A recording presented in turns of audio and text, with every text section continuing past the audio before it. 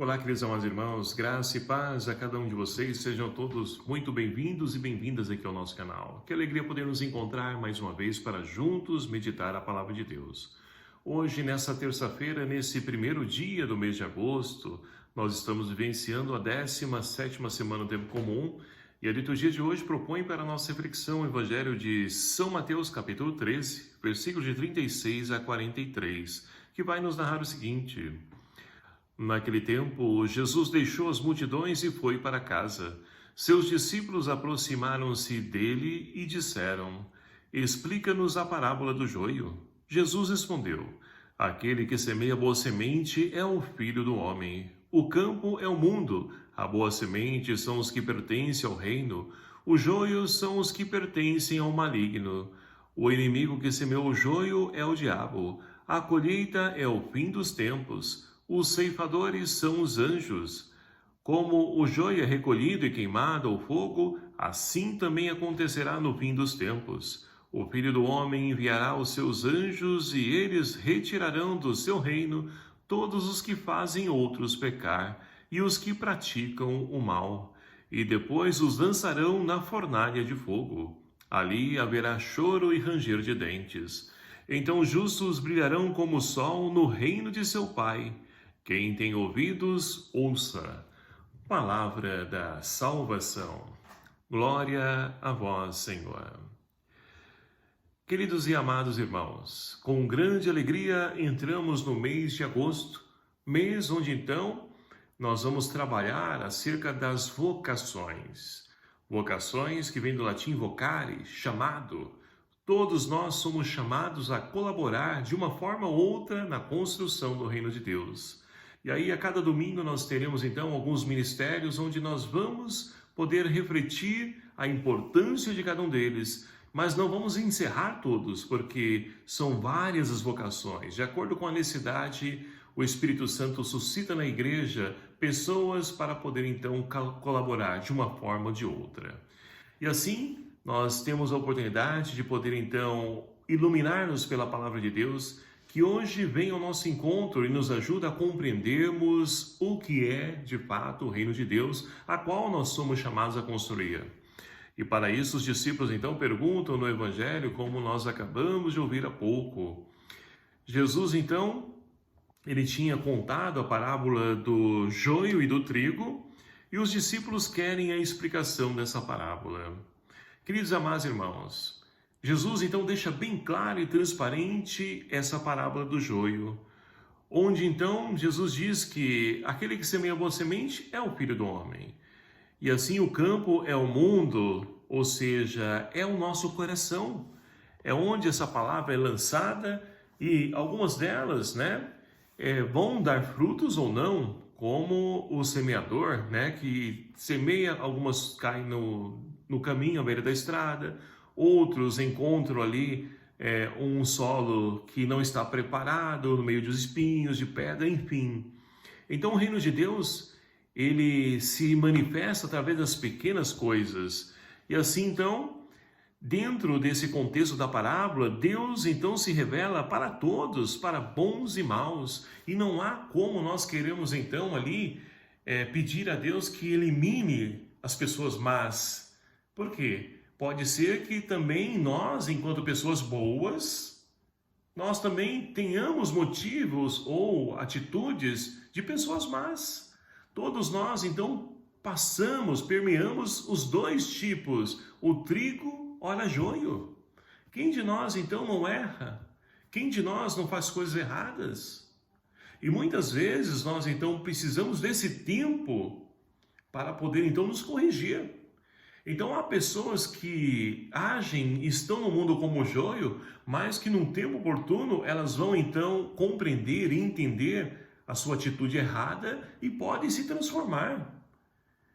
E aí nós vamos percebendo o quanto o mundo de hoje então tem semeado joio no meio do trigo. Por quê? Os que já são joio, ou seja, aqueles que já são do mundo, não precisam, já estão, já pertencem ao mundo. Agora, aqueles que estão na igreja, que querem se dedicar, que querem se santificar, que querem se converter, que querem ajudar na construção do reino de Deus, vão ser constantemente tentados a se afastar desse caminho. E se nós não estivermos ali com solidificado o nosso alicerce em Cristo, que é a rocha, nós então estamos fadados o quê? A dar brecha para que o mal adentre a nossa vida. Quantas pessoas que nós conhecemos que são pessoas boas, mas que certas vezes têm atitudes, estou falando isso de mim, eu mesmo olhando para mim, para dentro de mim, as minhas atitudes. Tem hora que não convém, mas Deus nos dá a graça de poder então olhar para o nosso erro e novamente buscar escrever uma nova história. Então, olha só, esse campo é um mundo. A boa semente são os que pertencem ao reino. O joio são os que pertencem ao maligno. O inimigo que semeia o joio é o diabo. E quanto tem semeado esse joio para poder então atrair para si, e tem conseguido atrair a muitos, porque não pense que o diabo ele vem então cheio de chifres, com tridente, rabo feio. Não, ele é bonito, viu? Muito belo muitas vezes. Então nós devemos estar atentos e ter discernimento daquilo que nós estamos buscando e o que nós estamos fazendo na nossa vida, porque se nós então bobearmos e acharmos que já estamos então prontos e preparados para nos salvar, nós podemos então ser surpreendidos porque não é bem assim que funciona. Em constante conversão nós devemos buscar. A primeira leitura de hoje, falando em conversão, narra para nós então o quê? O povo de Israel que está então caminhando rumo à Terra Prometida, e ali então Deus ele estabelece a morada no meio do seu povo, ou seja, o povo de Israel constrói uma tenda chamada Tenda da Reunião, onde Moisés então pede, para que seja construída essa tenda, onde é de fato o lugar de encontrar-se com Deus. E ali então Moisés constantemente ia até a tenda da reunião, e ali então a nuvem, que mostra para nós a teofania, ou seja, a manifestação de Deus. Deus se manifesta e Moisés agora pode constantemente estar na presença de Deus, consultar a Deus acerca do caminho a qual então ele deve percorrer, a decisão que ele deve tomar. Deus presente na vida do povo de Israel. E Deus presente na nossa vida ainda nos dias de hoje, queridos amados irmãos. Mas muitas vezes nós não queremos saber da presença de Deus. Nós não consultamos a Deus. Muitas vezes consultamos, as mídias sociais, as redes sociais, abafamos ali. E a quem nós deveríamos então colocar a nossa vida nas mãos dele, que é o melhor a ser feito, nós não fazemos. Isso porque a humanidade, infelizmente, tem permeado outros caminhos, tem escolhido outros caminhos e com isso tem sofrido.